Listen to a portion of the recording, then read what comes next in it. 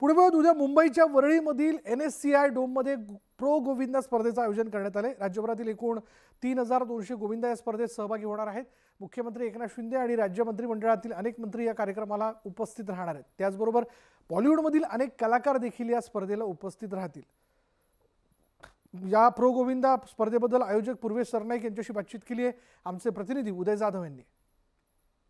मुंबई ठाण्याचंच नाही तर संपूर्ण महाराष्ट्राचं आकर्षण ठरलेला प्रो गोविंदा उत्सव उद्या होणार आहे आणि हा कसा उत्सव असणार त्याबद्दल जाणून घेऊ। आपल्या सोबत मुख्य आयोजक पूर्वेश सरनाईक त्यांच्याशी बोलूया। पूर्वेशजी, कसं एकूण नियोजन असणार आहे, आयोजन कसं असणार आहे आणि स्पर्धकांसाठी काय नियम असणार? एकूण 3200 खेळाडू या स्पर्धेमध्ये भाग घेत आहेत। 16 संघ या स्पर्धेमध्ये असणार आहेत, ज्यामध्ये मीरा भाईंदर आहे, मुंबई आहे, ठाणे आहे, सातारा आहे, कोल्हापूर आहे, अशा महाराष्ट्राच्या प्रत्येक कानाकोपऱ्यातले टीम्स या ठिकाणी उद्याच्या ह्या प्रो गोविंदामध्ये सहभागी होणार आहेत।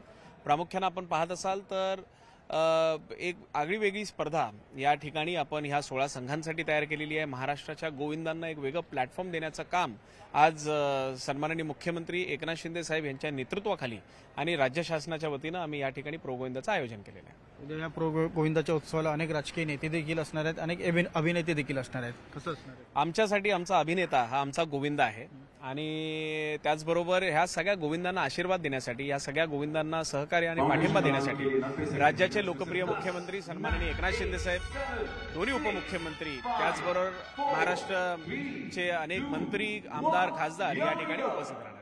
तर आपण पाहिलेलं आहे की प्रो गोविंदाचा उत्सव जो आहे तो उद्या रंगणार आहे आणि याच वरळीच्या NSCI डोममध्ये हा उत्सव साजरा केला जाणार आहे आणि सर्वांचं लक्ष या प्रो गोविंदाकडे असणार आहे की प्रो गोविंदामध्ये कुठलं पदक बाजी मारणार। व्हिडिओ जर्नलिस्ट रमेश भट्टसह उदय जाधव, न्यूज 18 लोकमत, मुंबई।